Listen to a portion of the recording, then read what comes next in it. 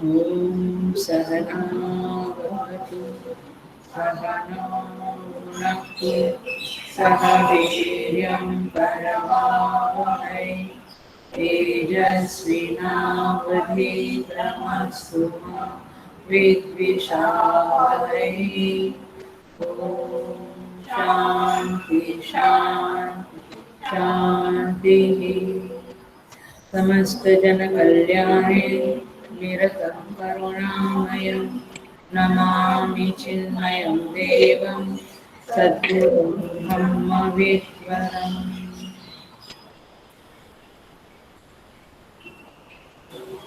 So I welcome you all in this online Vishavasya Satsang with great love and great respect. Hari Om, everybody. So we had started shloka मंत्र number 11, जहाँ पे स्तुति माता कहती है विद्यां च अविद्यां च यस्तद्वेदो उभयं सह अविद्यया मृत्युं तीर्त्वा विद्यया अमृतम् अश्नुते। विद्या और अविद्या की जो साथ साथ उपासना करते हैं वे माने सह समुच्चय करते हैं, वे अविद्या से मृत्यु को पार करके विद्या से अमृत की प्राप्ति करते हैं। अविद्या से मृत्यु को पार करके विद्या से अमृतत्व की प्राप्ति करते हैं। तो हमने अविद्या से मृत्यु को पार करना इस विषय पर प्रीवियस क्लास में बताया था। इस क्लास में हम थोड़ा सा आगे बढ़ते हैं। विद्या अमृतम अश्नुते, इस टुकड़े को मैं लेती हूँ। देखिए, शास्त्र में ही शास्त्र की दो परिभाषा प्राप्त होती है। शास्त्र में शास्त्र की दो परिभाषा प्राप्त होती है। पहली परिभाषा है शासनात् त्रायते इति शास्त्र, जिसके शासन में रहने से हमारा परित्राण होता है, रक्षण होता है, हमारी सुरक्षा होती है, हमारा संवर्धन होता है। मतलब कि शास्त्र का शासन माने शास्त्र जो कहता है कि ये करना ठीक है, ये करना ठीक नहीं है, तो शास्त्र जैसा कहता है कि इससे लाभ है, इससे हानि है, तो हमें शास्त्र की उन बातों को सुनना और जीवन में उसके मुताबिक जीना, ये है शासनात्, शास्त्र परिभाषा का आचरण। दूसरी परिभाषा है शंसनात् शास्त्र। शंसन शब्द का अर्थ है तत्वमीमांसा अथवा तत्व का निरूपण। तत्वमीमांसा अथवा तत्व का निरूपण माने शास्त्र क्या है?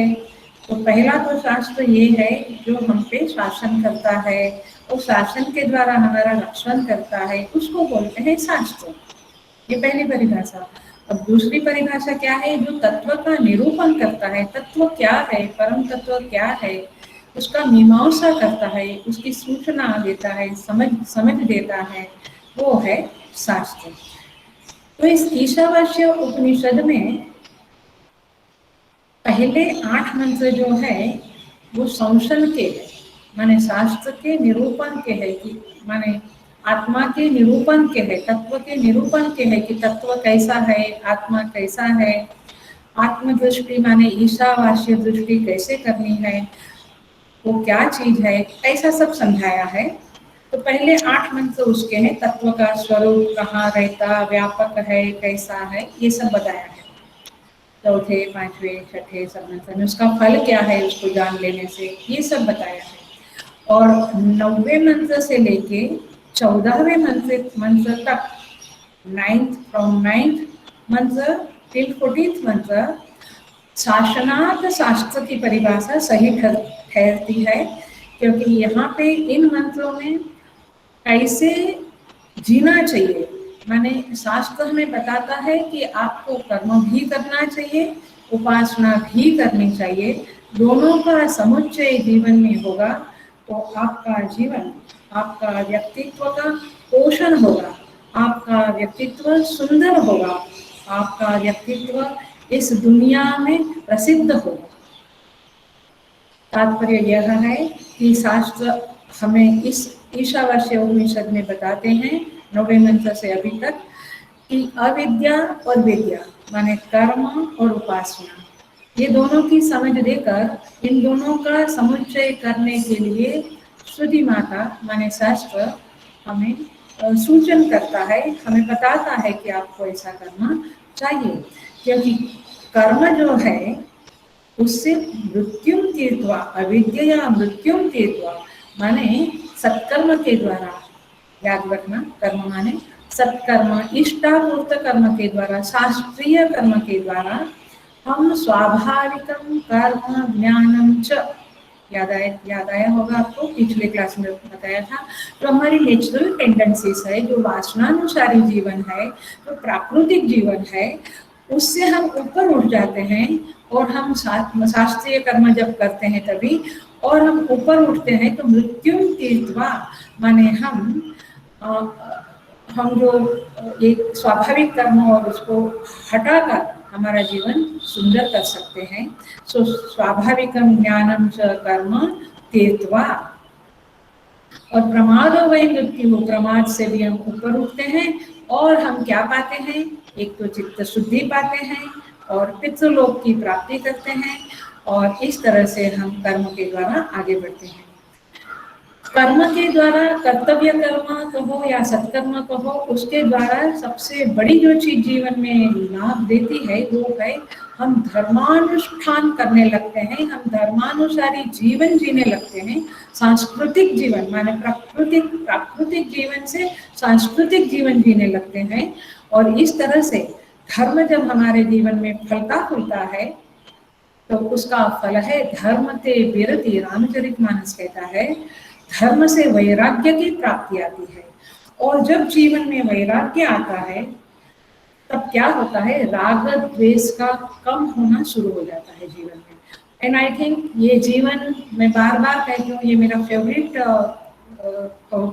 विचार है, ये मेरा बहुत ही प्रिय बात है कि जितना राग द्वेष कम होगा उतना जीने का मजा आएगा, उतना अंतःकरण निर्मल होगा, और यही निर्मलता जो अंतःकरण की है वही लेकर हम जाने वाले हैं, बाकी कुछ भी नहीं लेकर जाएंगे।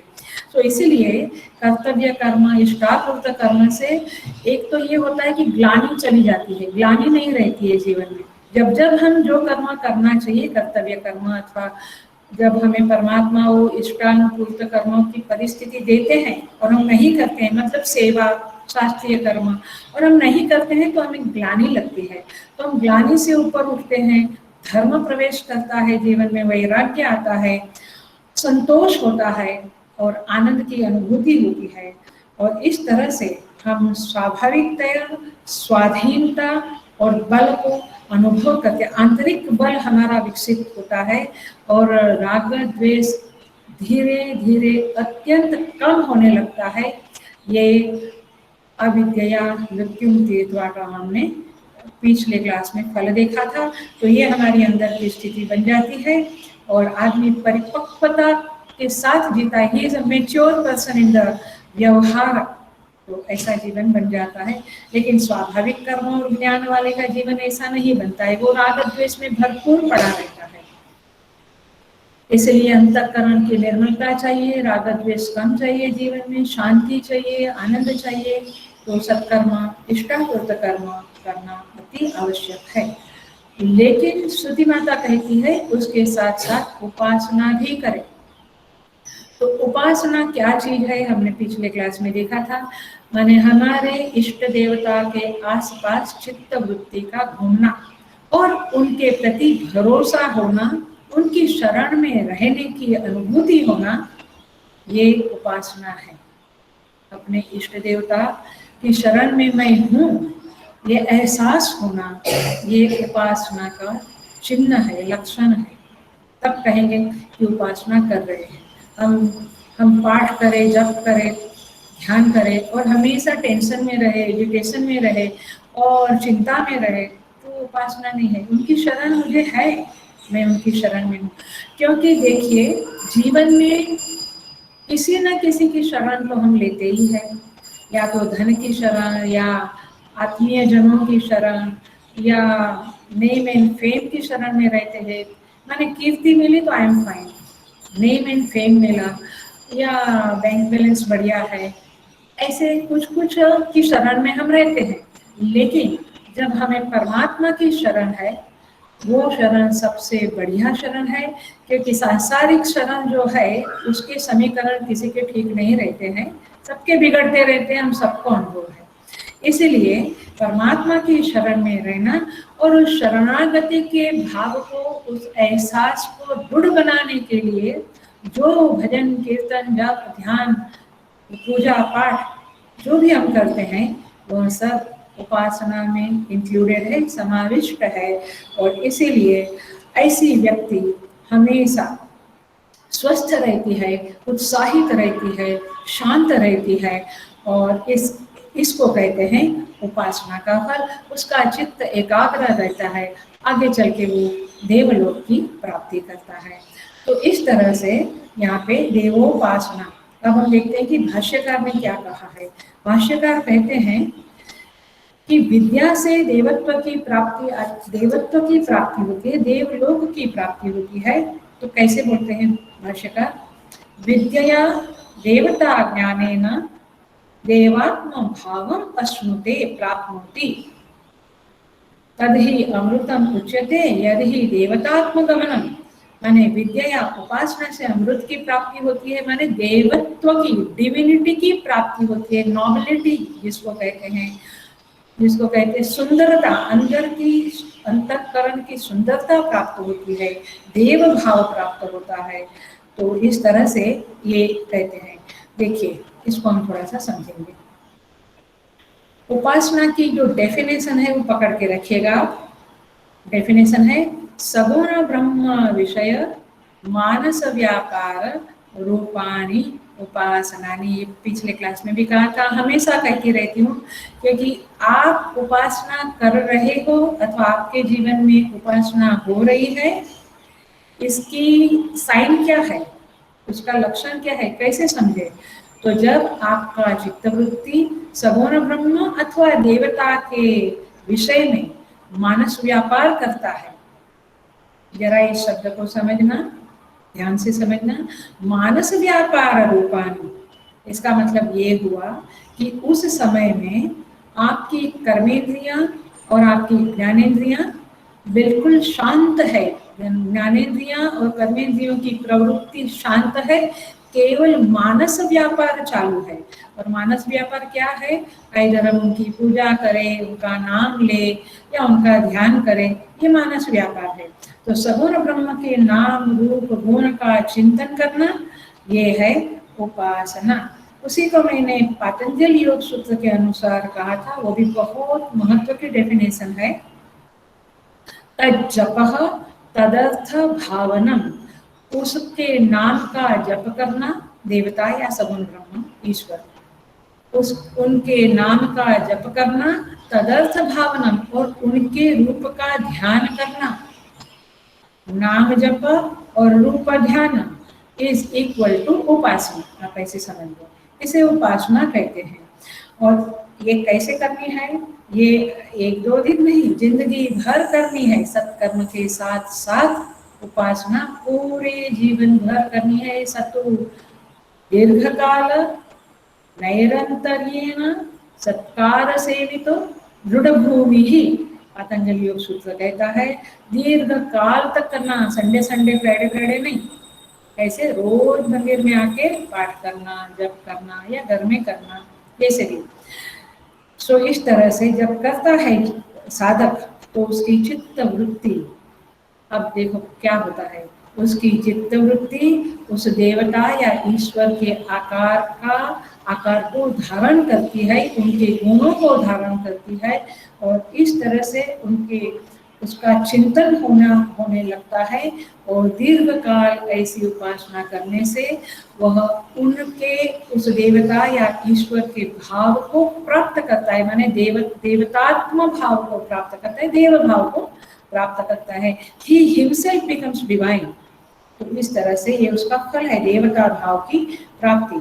तो इसलिए अमृत माने वो पीने वाला अमृत या स्वर्गलोक, ऐसा एक गौण अर्थ में ठीक है, लेकिन यहाँ जो भाष्यकार बहुत स्पष्ट लिखा है भाष्य में कि देवता ज्ञानेन देवात्म भावम अश्नुते प्राप्नोति, तो देवता भाव को प्राप्त करता है। I think we all like it. हम कहते हैं ना कैसे डिवाइन सोल है, पता नहीं कितना डिविनिटी उनके चेहरे से दिखती है। तो ये देवात्म भाव कैसे आता है? जब उपासना बढ़ती है जीवन में और जपा तपा बढ़ते हैं तब ये भाव आता है। उसको कहते हैं विद्या अमृतम अश्नुते। और एक अर्थ में भी जब दैवी संपत्ति जो भगवद गीता में बताई है, वो ब्रह्म विद्या के संदर्भ में दैवी संपत्ति की प्राप्ति भी उपासना से होती है। जब हम उपासना करते हैं तो हमारे जीवन में दैवी संपत्ति माने सद्गुण का सिंचन होता है। तैरवेद्या में कहते हैं अमानित्वमदं वित्वम अहिंसा शांति राजवम। तो तात्पर्य यह है कि ये सब सारे सद्गुण दैवी संपत्ति हमारे अंदर विकसित होना शुरू होता है। इसी को अमृत समझ लो आप, यही अमृत है इन वे। सो इस तरह से दैवी संपत्ति। और मृत्यु क्या है? आसुरी संपत्ति। तो मृत्युम तीर्थवा माने जो भी अविद्या मृत्युम तीर्थवा माने सत्कर्म से आसुरी संपत्ति के ऊपर साधक विजय प्राप्त करता है और उपासना के द्वारा दैवी संपत्ति को सिंचन होता है, दैवी संपत्ति को प्राप्त होता है। और इसीलिए जो पुराणों में दैवासुर संपद विभाग योगो नाम 16 अध्याय है, और पुराणों में जो दैवासुर युद्ध बताते हैं वो यही है, मृत्युम तीर्थवा अमृतम अश्नुते। आप देखिए ईशावास्य उपनिषद के इतने टुकड़े के ऊपर सारे पुराण खड़े हैं, ख्याल में आ रहा है? सारे पुराणों में जो बताया वो यही बातें हैं। तो इसलिए वो जो युद्ध है वो यही है, दैवी संपत्ति और आसुरी संपत्ति। इसलिए जब भगवान अवतार लेते हैं, जब परमात्मा अवतार लेते हैं, उसके पहले आपने सुना है भागवत जी में कि देवता लोग पहले अवतार लेना शुरू करते हैं। तो इसी तरह से वो बाहर सृष्टि में ये घटना घटती है, वही घटना हमारे अंतःकरण में जब दैवी संपत्ति पहले आती है वो आत्मज्ञान की भूमिका तैयार करती है। जैसे देवता लोग परमात्मा के आने के लिए तैयारी करते हैं ना सृष्टि में आकर, वैसे दैवी संपत्ति जब विकसित होती है, इसका मतलब है कि आत्मज्ञान की तैयारी हो चुकी है अथवा हो रही है। ब्रह्म को हमारे चित्त में, अंतःकरण में आविर्भूत होने का यह उपासना एक बहुत सशक्त साधन है, ऐसा मैं कहूँगी। इस उपासना के बारे में और थोड़ा सा देखें तो प्रारंभ में जो साधक एकदम शुरुआत वाला है वो कायिक उपासना करता है, माने पूजा अर्चना, ये कायिक उपासना, कायिक माने शारीरिक, कायिक उपासना है। उससे थोड़ी श्रेष्ठ सूक्ष्मतर उपासना है वाचिक, जो हम लोग हमारे मंदिर में रोज पाठ करते हैं शाम को 6 से 7 से 8। वो क्या है? वाचिक उपासना है।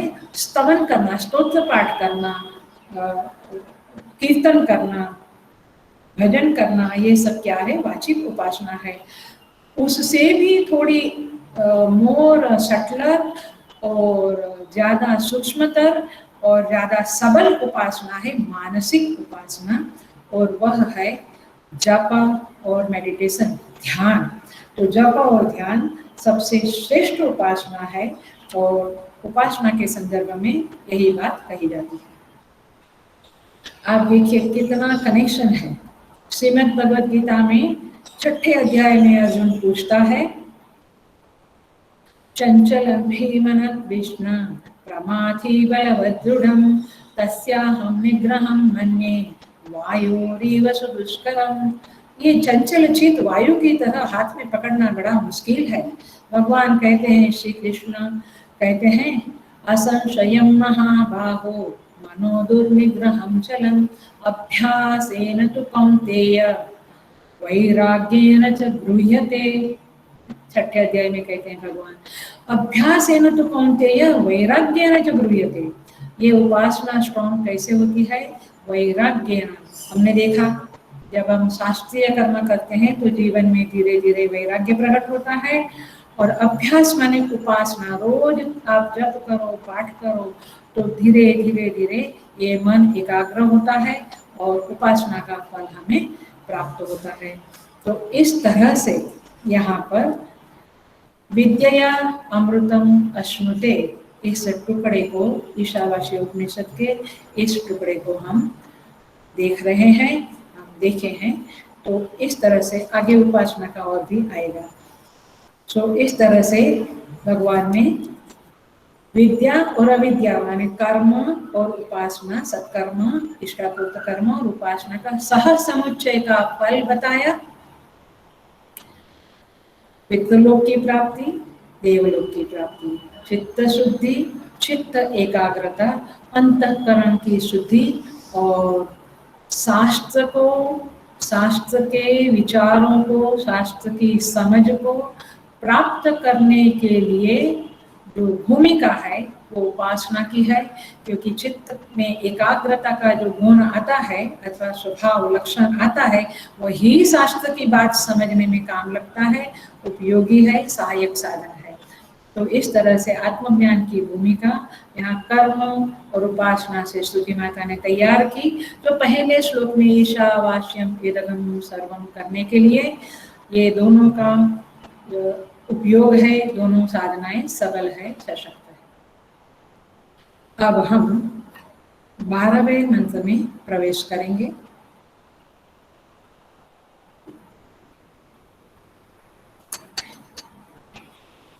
देखिए 12, 13, 14 ये 3 मंत्र है। बाकी के 4 मंत्र तो प्रार्थना के हैं, जो अंतिम घड़ी में इस जीवन जब पूरा होता है उस समय में जो प्रार्थना है वो 15वां, 16वां, 17वां, 18वां श्लोक है, मंत्र है, वो देखेंगे। लेकिन ये 3 श्लोक में ये एक उपासना के ऊपर प्रकाश है। और जो यहाँ अविद्या और विद्या शब्द बोला है, अविद्या मृत्युम तीर्त्वा विद्या अमृतम अश्नुते, उस विद्या का ही फिर से 2 विभाग है। ध्यान से सुनना, वो विद्या जो शब्द है उसी का 2 विभाग है, माने उपासना का ही 2 एंगल है, 2 प्रक्रिया है, 2 तरह है। उसी को संभूति और असंभूति नाम से पहचाना जाएगा। ये अगले 3 श्लोक में इसको हम देखते हैं और देखेंगे आगे भी। तो ये संभूति और असंभूति के सह समुच्चय के 3 श्लोक है। पहले ये बात क्लियर करें, संभूति और असंभूति की उपासना के सह समुच्चय का के बारे में ये 3 श्लोक है। 9, 10 और 11 श्लोक मंत्र किसके बारे में था? विद्या और अविद्या का सह समुच्चय। लेकिन अभी जो विद्या है उसी में 2 विभाग है, संभूति उपासना और असंभूति उपासना। और उन दोनों के सह समुच्चय के बारे में आगे के 3 श्लोक है, 12, 13, 14। ये 3 मंत्र, श्लोक नहीं मंत्र, ये 3 मंत्र इन संभूति असंभूति के सह अनुष्ठान अथवा सह समुच्चय के बारे में है। ये आप माइंड में पक्का कर लीजिए। फिर इस शब्दों को हम समझेंगे, इस उपासना के क्या गतिविधियां है, इस उपासना का क्या प्रकार है, कैसे की जाती है, सब कुछ समझेंगे हम। बट पक्का कर लो, ये शब्द से डरना नहीं। अब भी मैं आज का क्लास में ही समझा देती हूँ कि संभूति असंभूति माने क्या। तो कुछ लोग अब सत्कर्म वाला भाव खत्म हो गया, अब उसको इसमें नहीं लाना है, अब उपासना को पकड़ के हम चल रहे हैं। तो जो साधक, जिस साधक में रजस कम हो गया है, कर्म करने वाला, सत्कर्म, इष्टापूर्त, सेवा करने वाला, निष्काम कर्म करने वाला, उसमें रजस तो होना ही है। लेकिन अब रजस जिसका कम हो गया है, कर्म बाहुल्य कम हो गया है, एकांत प्रियता जिसकी बढ़ गई है, उपासना की डिमांड, उपासना की रिक्वायरमेंट क्या है वो मैं बोल रही हूँ। उपासना कौन कर सकता है? कर्म में बहुत ज्यादा रुचि नहीं है, चाहे वो सत्कर्म हो चाहे कुछ भी हो, कर्म में बहुत रुचि नहीं है। सत्व की मात्रा ज्यादा हो गई है उस साधक में, रजस कम हो गया है, कर्तृत्व भोक्तृत्व कम हो गया है, एकांत प्रियता हो गई है, शांति प्रियता है, संतोष प्रदान जीवन जी रहा है। ऐसा मनुष्य में उपासना फलती फूलती है। मैंने उपासना फलेगी फूलेगी कभी, कर्म भी करते रहो, लेकिन उपासना में जो थोड़ा उपासना का पल्ला मजबूत करना है तो शांति प्रियता संतोष वगैरह जीवन में होना चाहिए। ऐसे लोगों के जीवन में, यानी उपासना बढ़ते बढ़ते ऐसे लोगों के जीवन में दो विभाग हो जाते हैं। माने उसमें दो चीजें होती है। एक जो विभाग है ऐसे उपासकों का, ध्यान से सुनना, मेन बात कह रही हूँ, इसी के ऊपर तीनों श्लोक चलने वाले हैं।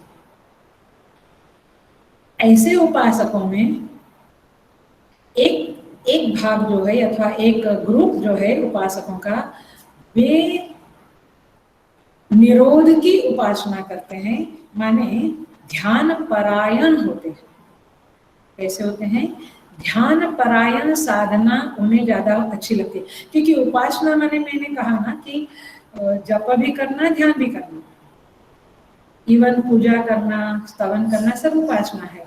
लेकिन ऐसे साधक में क्या होता है, एक विभाग कैसा है, केवल ध्यान परायण, निरोध की स्थिति उन्हें पसंद आती है, चित्त में बिल्कुल शांति, निरोध में स्थित होते हैं। तो दूसरे लोग जो है, दूसरा विभाग जो है उपासकों का, उन्हें ईश्वर भक्ति अथवा कहो देवोपासना में ज्यादा इंटरेस्ट है। देवोपासना में शब्द बोल रही हूँ, ईश्वरोपासना अथवा देवोपासना माने देवता की उपासना अथवा ईश्वर की उपासना, माने उनका नाम, उनका जप, उनका ध्यान, ऐसा पसंद है। देवता के आसपास चित्तवृत्ति है। लेकिन जो पहला प्रकार बताया, वो जो प्रकार है वो निरोध माने शांत।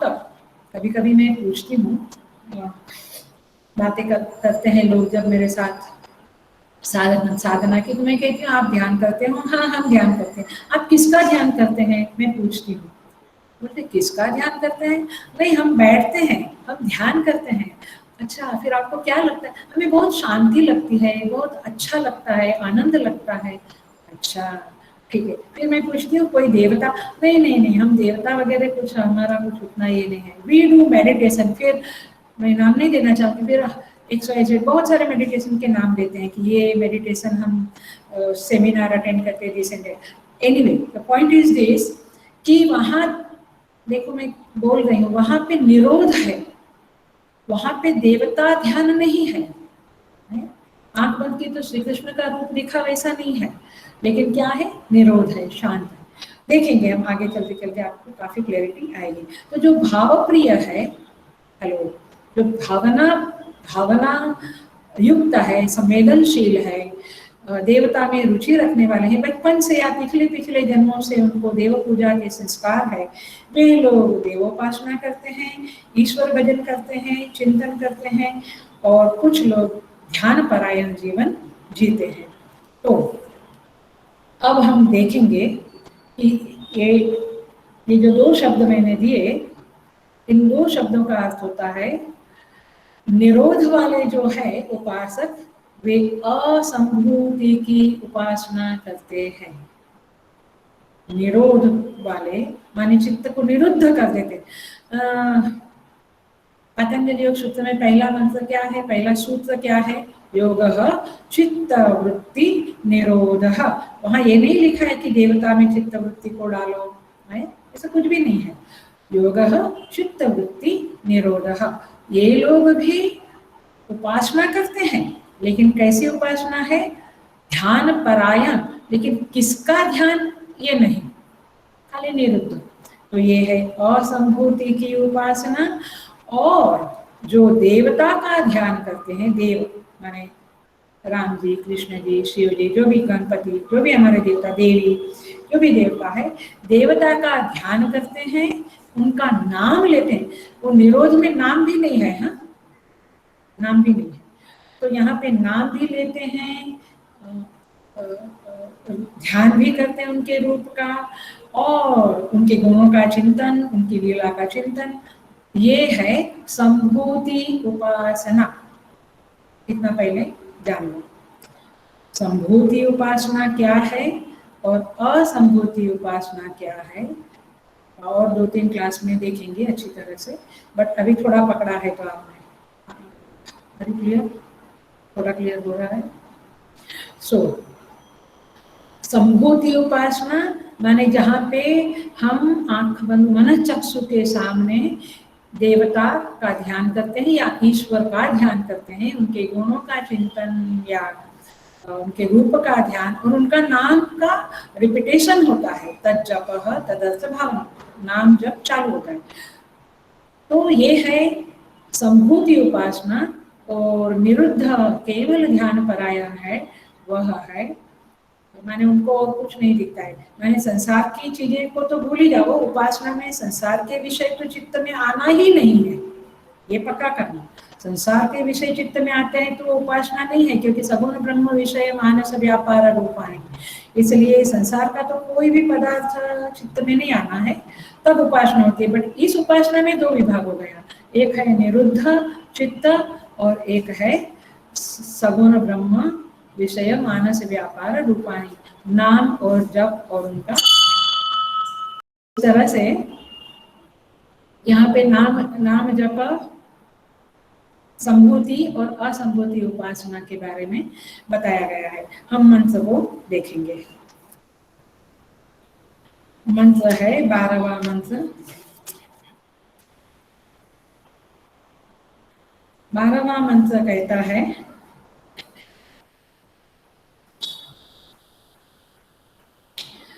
अंधम तमः प्रविशन्ति ये असंभूतिम् उपासते ततो भूय इव ते तमः यौ संभूत्यां रताः। जो असंभूति माने अव्यक्त प्रकृति की उपासना करते हैं, और जो संभूति वे माने जो असंभूति माने अव्यक्त प्रकृति की उपासना करते हैं, वे घोर अंधकार में प्रवेश करते हैं। और जो संभूति माने कार्य ब्रह्म में रत है, वे मानो उनसे भी अधिक अंधकार में प्रवेश करते हैं। अंधम तमः प्रविशन्ति ये असंभूति उपासते, असंभूति की उपासना करने वाले घोर अंधकार में प्रवेश करते हैं। लेकिन ततो भूय इव ते तमः यौ संभूत्यां रताः, लेकिन जो संभूति की उपासना करते हैं वे तो और भी घोर अंधकार में प्रवेश करते हैं। सेम लाइक पिछले 3 श्लोकों मंत्रों की जो रचना है, वाक्य रचनाएं हैं, इसी तरह से थोड़ा चलता है। तो संभूति की उपासना करने वाले माने हिरण्यगर्भ, आगे देखते हैं क्या क्या है, वो ज्यादा घोर अंधकार में प्रवेश करते हैं। देखेंगे कैसे, लेकिन पहले जरा इन 2 शब्दों को थोड़ा खोलती हूँ मैं। संभूति का अर्थ होता है भू सत्तायाम, भू धातु है संस्कृत का, उसका अर्थ है सत्तायाम माने एग्जिस्टेंस। इससे भूत होता है, हम सब भूत है क्योंकि हम एग्जिस्ट, हम अस्तित्व में आए हुए लोग हैं, हम अव्यक्त नहीं है, व्यक्त हुए हैं। तो संभूति माने व्यक्त, असंभूति माने अव्यक्त। तो संभूति की उपासना माने व्यक्त की उपासना, असंभूति की उपासना माने अव्यक्त की उपासना। आ रहा है, थोड़ा क्लियर हो रहा है?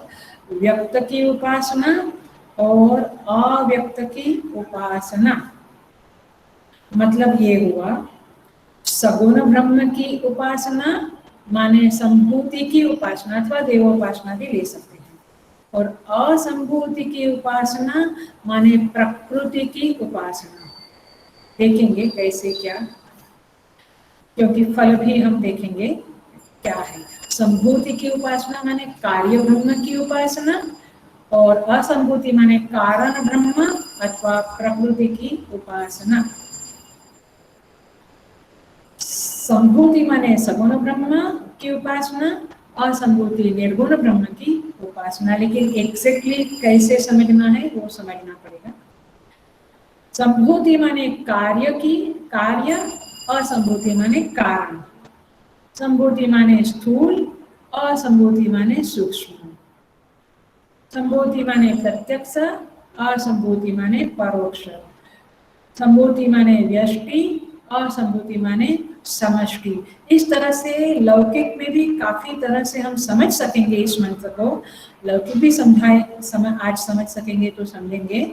और एक है पूरा आध्यात्मिक तरह से समझना।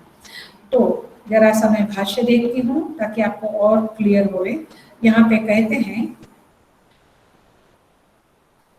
असंभूति माने क्या? भाष्यकार कहते हैं असंभूति ही प्रकृति ही कारणम अविद्या अव्याकृत आख्या ताम। माने प्रकृति, कारण, अविद्या, अव्याकृत, ये क्या है? असंभूति है। प्रकृति, कारण, ये सब असंभूति। संभूति व्याकृताख्याम प्रकृति कारणम अविद्याम काम कर्म बीज भूतान अदर्शनात्मिका उपासते। तो ये जो अव्याकृत अव्यक्त संभूति उपासना है, अव्यक्त प्रकृति की जो उपासना है, वो काम और कर्म का बीज रूप उपासना है। और ऐसी उपासना लोग करते हैं, हम देखेंगे क्या करते हैं। और दूसरा है संभूत्याम कार्य ब्रह्मणि हिरण्यगर्भाख्यावतः। कार्य ब्रह्म हिरण्यगर्भ या देवता की उपासना करने वाले लोग संभूति उपासना करते हैं, ऐसा कहते हैं। जो व्यक्त की उपासना करते हैं वे संभूति उपासना करते हैं। अव्यक्त जो काम और कर्म के बीज रूप जो अव्यक्त प्रकृति है उसकी उपासना करते हैं, वे असंभूति की उपासना करते हैं। थोड़ा सा देखते हैं कैसे। लेकिन असंभूति माने प्रकृति माने क्या और कैसे, ये जरा आपको समझना पड़ेगा। देखिए थोड़ा सा दिमाग को एकाग्र करना पड़ेगा।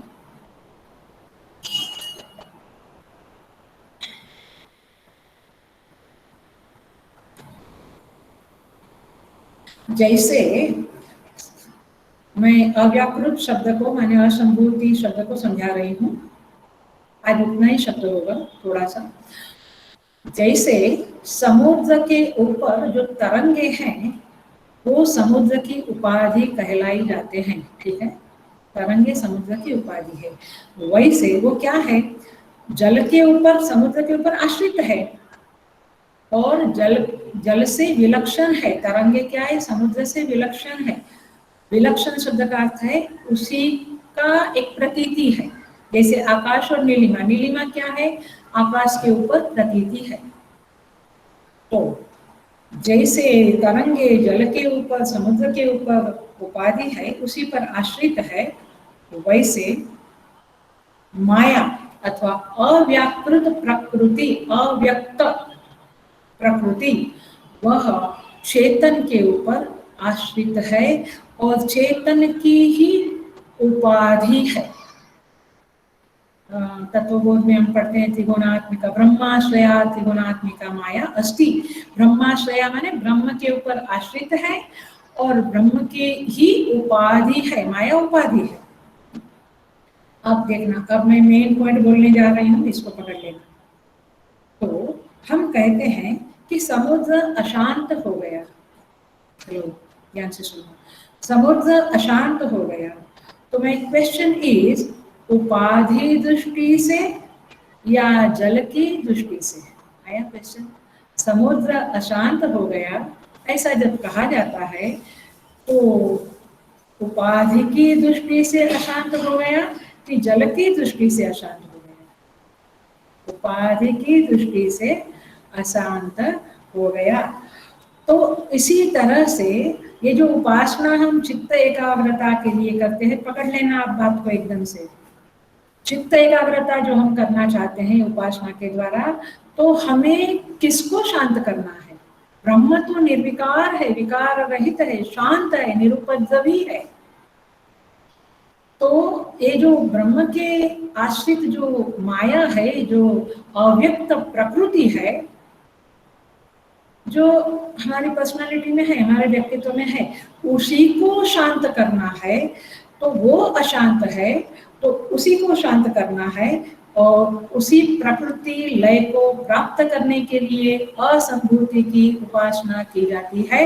ये उसका फल है, प्रकृति लय, ये पकड़ के रखना, ये फल है किसका? असंभूति की उपासना का। माने जो अव्यक्त है उसकी उपासना हम जब करेंगे तो प्रकृति लय होगा।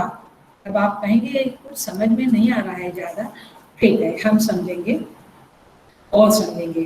तो ये प्रकृति ब्रह्म से भिन्न नहीं है, लेकिन ब्रह्म से विलक्षण है, चेतन से विलक्षण है, इतना पकड़ के रखना है। इसीलिए माया को, अव्यक्त को असंभूति माने अव्यक्त के नाम से पुकारा गया है, और उसकी उपासना हमें करनी है।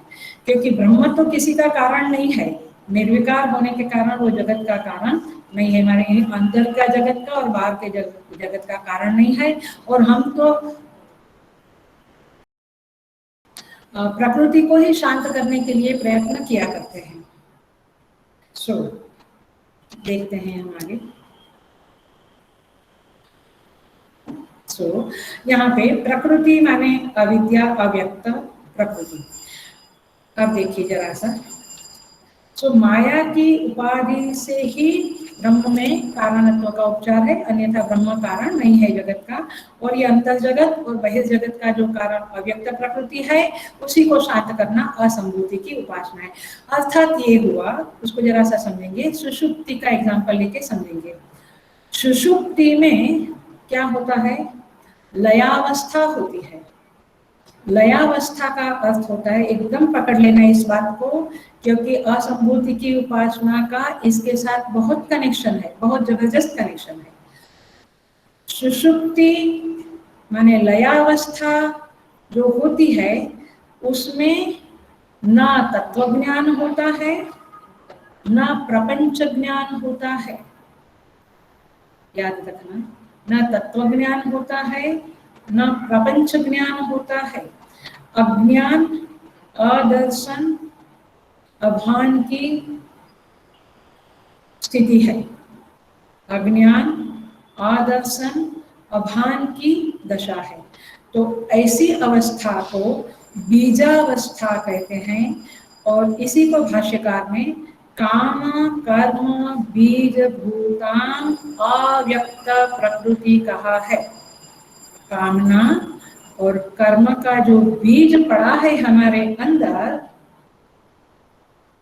हमारे सबकॉन्शियस में आप बोलते हैं, अथवा मैं कहूँ तो कारण शरीर में, अध्यात्म की भाषा में कारण शरीर में ये जो कामना और कर्म के बीज पड़े हैं, उस कामना और कर्म के बीज रूप जो अव्यक्त प्रकृति है, उस प्रकृति को ही उस प्रकृति की उपासना को ही असंभूति की उपासना कहते हैं। तो ये उपासना कैसे की जाती है और उसका फल क्या है? तो फल तो प्रकृति लय बताया है, एक शब्द में बताया है, बट मैं आपको अपनी भाषा में, अपने लेवल में बताऊं तो ये उपासना की स्थिति में उपास्य तत्व यह है, सांसारिक दुख अनुभव अभावेन। सांसारिक दुख का जो अनुभव है उसका वहां पे अभाव है, ये फल है। ये आनंद गिरी महाराज ने ईशावासी उपनिषद के टीका में कहा है, भाष्य के ऊपर जो टीका है उसमें कहा है, सांसारिक दुख अनुभव अभावेन। तो ये जैसे सुषुप्ति अवस्था में न प्रपंच ज्ञान, न तत्व ज्ञान, न सुख न दुख, माने एक अलग ही सुख है, जो संसार में विषय से सुख प्राप्त करते हैं वैसा सुख नहीं है, और न दुख है। वैसे ही वो एक नेचुरल अवस्था है, स्वाभाविक अवस्था है हमारी। लेकिन उपासना के द्वारा इसी प्रकार की एक मनस्थिति को हम तैयार करें, माने मनस्थिति में हम प्रवेश करें, जिस मनस्थिति में सांसारिक दुख के अनुभव का अभाव है, इसे असंभूति की उपासना कहते हैं। ख्याल में आ रहा है? असंभूति की उपासना। माने देखिए और थोड़ा सा हम समझते हैं। इसमें चित्त की स्थिति अत्यंत शांत होती है, विश्राम होता है, लेकिन ज्ञान नहीं होता है। याद रखना, ज्ञान की उपासना माने वो जो वेदांत की उपासना है वो आप पूरा अलग टॉपिक है। ये तो एक मनस्थिति वाली उपासना की बातें चल रही है, आप इसको ध्यान रखना। शरीर में विश्राम होता है, मन शांत होता है, सुख होता है, सांसारिक दुख का अभाव की अनुभूति होती है, और ये घंटों तक होता है। इसका एग्जाम्पल दूं मैं, तो एग्जाम्पल है विपश्यना। ये सब लोग जानते हैं कि विपश्यना का जो साधना है, उस साधना में 8-8 घंटे ध्यान कराते हैं। वो किस प्रकार का ध्यान है? वो संभूति उपासना नहीं है, लेकिन असंभूति उपासना का ही एक प्रकार है। असंभूति उपासना का ही एक प्रकार है। क्या? विपश्यना। उसमें क्या होता है? उसमें आप पूछो कि किस माने कोई देवता नहीं है वहां पे, देवता का ध्यान वगैरह नहीं है, ईश्वर का ध्यान वगैरह नहीं है, ज्ञान नहीं है वहां पे, लेकिन शरीर या चक्र माने माने चित्त वृत्ति खाली निरुद्ध करने के प्रयत्न है, मनोदशा को शांत करने का प्रयत्न है। निरुपद्रव मनोदशा का सुख है, और आसक्ति कहाँ है? इस निरुद्ध अवस्था में आसक्ति है। ख्याल में आ रहा है? इसीलिए उस निरुद्ध अवस्था के चित्त वृत्ति निरोध जो बोलते हैं, उस निरुद्ध अवस्था मनोदशा जो है उसके अनुरूप खाना पीना, आहार, भोजन, विहार सब कुछ होता है। लघवासी माने कम खाना वगैरह जो है, वो निराशी, बोलना नहीं, शांत रहना, आशा नहीं। तो ये जो विपश्यना का जो कंसेप्ट है वो निरुद्ध मनस्थिति की प्राप्ति का उपाय है, और इसी को कहते हैं असंभूति उपासना। थोड़ा थोड़ा ख्याल में आया होगा कि जो कारण शरीर में जो वासनाएं हैं, जो कामनाएं हैं, कर्म की अंकुर फूटते रहते हैं, वो सब कुछ शांत हो जाता है। उसे कहते हैं अव्यक्त की उपासना। माने जो व्यक्त नहीं हुआ है, इंद्रिय गोचर नहीं है, जो जो अभी प्रस्फुटित नहीं हुआ है, मैनिफेस्ट नहीं हुआ है, ऐसी जो वासनाएं है उसको निरुद्ध करके रखना, ये है असंभूति की उपासना। इसका एग्जाम्पल रामचरितमानस में है। सुतीक्ष्ण जी का एग्जाम्पल है कि जब भगवान राम को बुलाने के लिए वे गए, उनके गुरु ने कहा मुझे राम का दर्शन कराओ, तो वे ध्यान में बैठ गए और ध्यान जनित सुख पावा, ऐसा लिखा है वहां पे। ऐसे निरुद्ध अवस्था में बैठ गए कि राम जी को उन्हें उठाना पड़ा, उनकी मनोदशा को मनस्थिति से उठाना पड़ा। तो ये ज्ञान जो है, ये ध्यान जो है, उससे ज्ञान होगा सो बात नहीं है। ज्ञान की अवस्था और ज्ञान की उपासना बिल्कुल अलग है, वेदांत की उपासना बिल्कुल अलग है। ये सिंपल मनस्थिति की उपासना की बातें चल रही है अभी। इसी को श्रीमद् भगवद गीता के 6ठे अध्याय में श्री कृष्ण भगवान कहते हैं, योगी युञ्जीत सततम् आत्मानं रहसि स्थितः एकाकीयत चित्तात्मा निराशीर परिग्रहः। योगी युञ्जीत सततम् आत्मानं रहसि स्थितः, माने आप उस निरुद्ध अवस्था में जाने की कोशिश करते हैं। रहसि प्रदेशे स्थितः, एकांत में जाते हैं, एकांत साधना करते हैं, और एकाकी यत चित्तात्मा, चित्त वृत्ति को निरुद्ध करने की साधना करते हैं, और इसे कहते हैं असंभूति की उपासना। और देखते रहेंगे संभूति की उपासना क्या है। तो जो देवता के साथ चित्तवृत्ति जुड़ती है वो भी संभूति उपासना है, और हिरण्यगर्भ कार्य ब्रह्म के साथ जो चित्तवृत्ति को जोड़ना है, उनका नाम जप लेना है, उनका ध्यान करना है, वह है संभूति उपासना। संभूति माने हिरण्यगर्भ की उपासना को, विराट पुरुष की उपासना को, सगुण ब्रह्म की उपासना को, अथवा देवता उपासना को संभूति की उपासना कहते हैं। माने वह विराट पुरुष जो समूचे सृष्टि के साथ, समूचे ब्रह्मांड के साथ तादात्म्य भाव को आपन्न है, प्राप्त है, उस ब्रह्म की उपासना माने एक अखंड विराट पुरुष की उपासना। जैसे ये शरीर के साथ, मेरे शरीर के साथ मैं तादात्म्य भाव से आपन्न हूँ, ऐसे कि ये मेरा शरीर है, वैसे समस्त ब्रह्मांड के साथ जो तादात्म्य भाव से आपन्न है, उस ईश्वर, उस हिरण्य गर्भ की जो उपासना करते हैं, जो जो हिरण्यगर्भ कहता है कि ये सृष्टि मेरी है, वो उसका मालिक है, ऐसे एक अखंड ब्रह्म, सगुण ब्रह्म की जो उपासना करते हैं या देवता की उपासना करते हैं, उसे संभूति की उपासना कहते हैं। देखिए एक जरा सा एग्जाम्पल देती हूँ थोड़ा समझने के लिए। जब रावण को मंदोदरी राम के बारे में समझा रही थी, तब कहती थी कि राम तो विराट समुद्र के जैसे है, विराट पुरुष है, समुद्र के समान है, और हे रावण तुम तो समुद्र की एक लहर के समान हो। Are you getting? मैंने we are like a lehar, but हम उपासना किसकी करते हैं? उस समुद्र, उस विराट पुरुष की, उसे संभूति की अथवा भगवान की उपासना, ईश्वर की उपासना कहते हैं। देखिए जरा सा समझेंगे कि ये उपासना में मूर्ति पूजा भी है, नाम जप भी है, ध्यान भी है, कीर्तन भी है, सब कुछ है। तो कैसे है? जैसे हम सर्वत्र परमात्मा को देखते हैं, तो फूल में भी भगवान है और मूर्ति में भी भगवान है। तो हम फूल को मूर्ति पे चढ़ाते हैं, तो जो अश्रद्धालु लोग और जिसको उपासना का रहस्य पता नहीं है, तत्व मीमांसा पता नहीं है, वे क्या कहेंगे? ये भगवान को भगवान के ऊपर चढ़ाते हैं आप लोग। ऐसा नहीं है।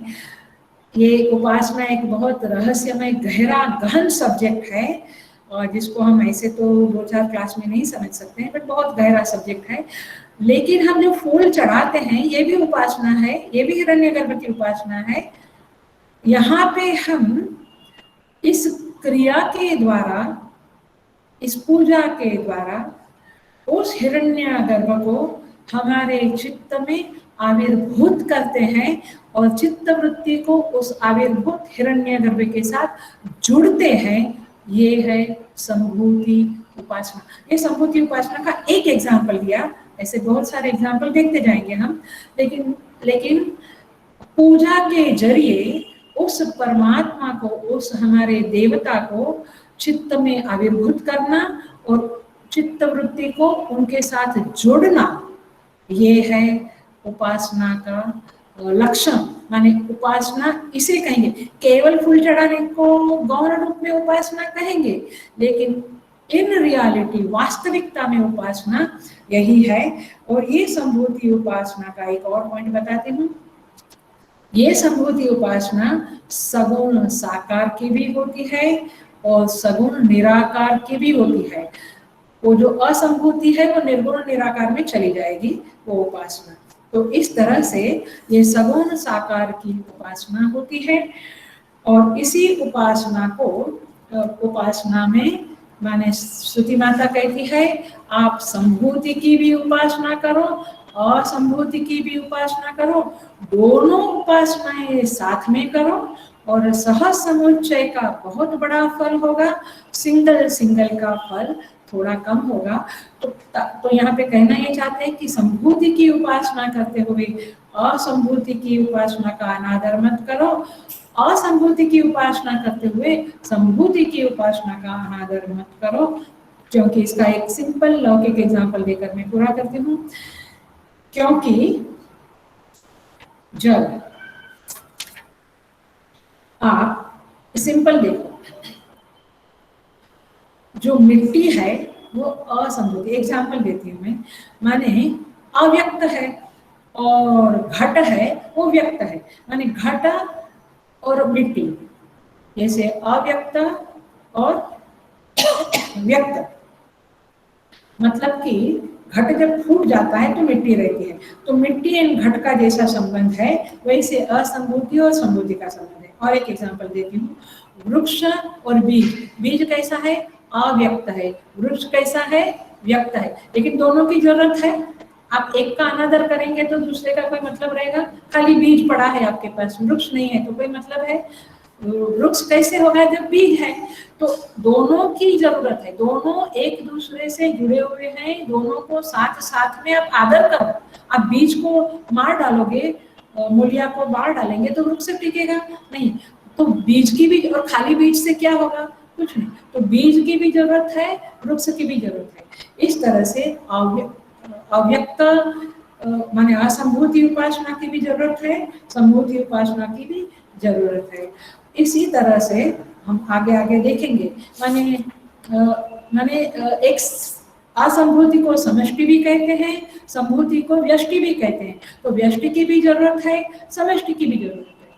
संभूति को कार्य भी कहते हैं, असंभूति को कारण भी कहते हैं। तो कारण एंड कार्य जुड़े हुए हैं, कार्य के बिना कारण नहीं, कारण है तो कार्य है।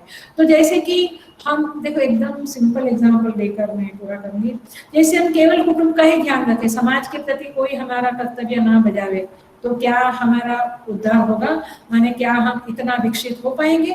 नहीं, क्योंकि हमें समाज की जरूरत है। लेकिन केवल समाज सेवा ही करते रहेंगे और घर के लोगों का, कुटुंब का ध्यान नहीं देंगे तो भी चलेगा? नहीं। तो इस तरह से समष्टि, व्यष्टि, कार्य, कारण, व्यक्त, अव्यक्त, व्यष्टि, समष्टि, ये एक दूसरे के साथ अनिवार्य रूप से जुड़े हुए हैं। और इसीलिए दोनों को साथ साथ लौकिक व्यवहार में भी करना और उपासना में भी करना। लौकिक व्यवहार में इसलिए बताया कि आपको संभूति असंभूति शब्द समझ में आ रहे। तो लौकिक व्यवहार में भी जैसे हमें कार्य और कारण दोनों की जरूरत होती है। जैसे वैद्यराज जो होते हैं, वो दर्दी के जो पेशेंट है उसका रोग के लक्षण भी देखते हैं, लेकिन वो रोग के कारण भी देखते हैं, है ना? केवल लक्षण देखकर दवा देने वाला वैद्य भी ठीक नहीं, केवल कारण के बारे में बोलेगा और लक्षण की दवा उपचार नहीं करेगा तो भी ठीक नहीं है। तो इस तरह से व्यष्टि, समष्टि, कार्य, कारण, अव्यक्त, व्यक्त, इस तरह से व्यष्टि, समष्टि, इस तरह से समुच्चय होना चाहिए। जब जब हमारी बुद्धि समुच्चय से जीवन में सोचना सीखेगी तो हमारा व्यवहार भी बड़ा समृद्ध होगा, सुंदर होगा और सक्सेसफुल होगा। और उसी तरह से साधना में भी जब हम सगुण ब्रह्म और निर्गुण ब्रह्म दोनों की उपासना साथ साथ में करेंगे तो